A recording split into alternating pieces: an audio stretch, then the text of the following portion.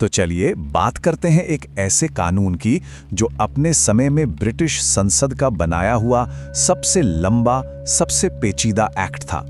एक ऐसा डॉक्यूमेंट जिसे ब्रिटिश इंडिया का भविष्य तय करने के लिए डिजाइन किया गया था, government of India act 1935।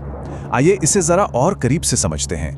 Jawaharlal Nehru के ये शब्द असल में 1935 के इस एक्ट के पूरे विरोधाभास को एकदम सही तरीके से पकड़ लेते हैं। यही हमारी आज की चर्चा का सेंटर पॉइंट है। एक ऐसा कानून जो वादे तो बड़े बड़े करता था, पर हकीकत में उसकी शक्ति कहीं और ही थी। तो सवाल उठता है कि इस कानून की जरूरत पड़ी ही क्यों? देखिए, उस वक्त तक भारत में स्वशासन यानी सेल्फ गवर्नमेंट की मांग बहुत तेज हो चुकी थी, और जो 1919 का एक्ट था उसकी द्वैध शासन या डायरकी वाली व्यवस्था पूरी तरह फेल हो चुकी थी। मतलब भारतीय मंत्रियों के पास कुछ विभाग तो थे, लेकिन पैसे का कंट्रोल अब भी अंग्रेजों के ही हाथ में था। कागज पर तो इस एक्ट का मकसद बहुत बड़ा दिखता था। वादा ये था कि यह भारत को बहुत ज़्यादा स्वायत्ता देगा और आगे चलकर एक डोमिनियन ऑफ इंडिया की नींव रखेगा, यानी ब्रिटिश एम्पायर के अंदर ही एक सेल्फ गवर्निंग देश। चलिए पहले इस मशीन के उस हिस्से की बात करते हैं जो वाकई में लागू हुआ और जहां कुछ असली पावर दी भी गई। वो था प्रांतीय स्वायत्ता यानी प्रोविंशियल ऑटोनॉमी। कह सकते हैं कि मशीन का ये वो हिस्सा था जिसमें थोड़ा बहुत इंजन महसूस होता था। तो इसमें सबसे बड़ा बदलाव ये हुआ कि प्रांतों को सच में कुछ अधिकार मिले।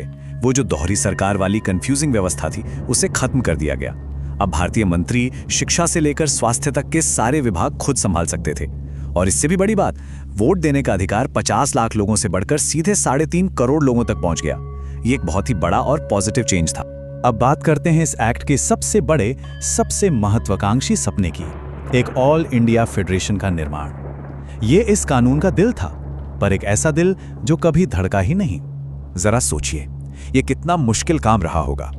एक तरफ थे ब्रिटिश इंडिया के प्रांत जहां धीरे धीरे डेमोक्रेसी आ रही थी, और दूसरी तरफ थी सैकड़ों रियासतें जहां राजा महाराजाओं का निरंकुश शासन था।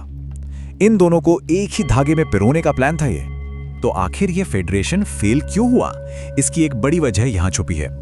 देखिए, रियासतों के राजाओं को, जिनकी आबादी देश की आबादी का 1/4 से भी कम थी, उन्हें ऊपरी सदन में 40% सीटें दी जा रही थीं।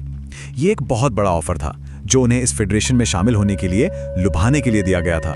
लेकिन असल में हुआ ये कि जिन राजा महाराजाओं पर यह पूरी योजना टिकी थी, उन्होंने ही इसमें शामिल होने से मना कर दिया।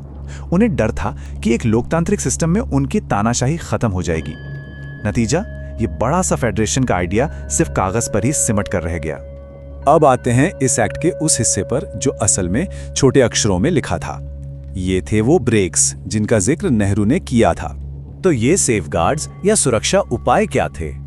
सीधी भाषा में कहें तो ये अंग्रेजों के हाथ में वीटो पावर थी।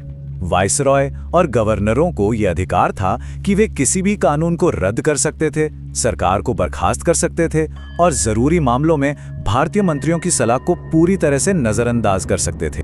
ये स्लाइड तो सब कुछ साफ साफ दिखा देती है कि वादे और हकीकत में जमीन आसमान का फर्क था। हाँ, भारतीयों को प्रांतों में कुछ अधिकार जरूर मिले, लेकिन देश की रक्षा, विदेश नीति और सबसे जरूरी चीज, देश का 80% बजट, ये सब कुछ पूरी तरह से ब्रिटिश कंट्रोल में ही था। और ये शब्द बताते हैं कि पूरा सिस्टम कैसे डिजाइन किया गया था। ये पूरा ढांचा एक ही ब्रिटिश अफसर वाइसराय के इर्द गिर्द घूमता था। वही असली सुपरमैन था जिसके हाथ में पूरी मशीन का रिमोट कंट्रोल था। तो इस एक्ट ने एक बहुत ही अनोखी चीज हासिल की।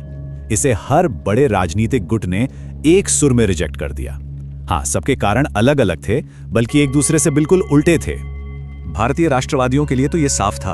उनके हिसाब से ये एक्ट कोई असली पावर नहीं दे रहा था, बल्कि ये उनकी आजादी की मांग का एक मजाक था। ये बस गुलामी का एक नया दस्तावेज था। उधर मुस्लिम लीग ने भी इसे सिरे से खारिज कर दिया। उन्हें लगता था कि जो ढांचा बनाया जा रहा है वो उनके हितों की रक्षा नहीं कर पाएगा और ये सिस्टम कभी काम ही नहीं कर सकता। और सबसे अजीब बात तो ये थी कि ब्रिटिश साम्राज्य के कट्टर समर्थक भी इसे खुश नहीं थे। विंस्टन चर्चिल जैसे लोगों के लिए ये एक्ट ब्रिटिश सत्ता का एक शर्मनाक समर्पण था। तो कुल मिलाकर तस्वीर ये थी कि ये एक्ट किसी को भी पसंद नहीं आया। अब हम आते हैं इस कहानी के सबसे हैरान करने वाले मोड़ पर।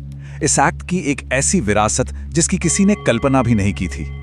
ये सच में अविश्वसनीय है। जरा सोचिए, एक ऐसा औपनिवेशिक दस्तावेज जिसे लगभग हर किसी ने ठुकरा दिया था, आगे चलकर वही दस्तावेज दो नए आजाद देशों का पहला कानूनी ढांचा बना। भारत ने 1950 में अपना संविधान बनने तक और पाकिस्तान में 1956 तक इसी एक्ट के एक बदले हुए रूप का इस्तेमाल किया।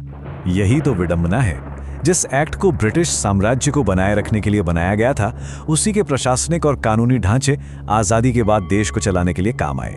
जो ब्रेक थे, वे ही शासन की मशीनरी का हिस्सा बन गए। तो आखिर में सवाल यही रह जाता है कि जिसे गुलामी का चार्टर कहा गया, वो आज़ादी का पहला खाका कैसे बन गया?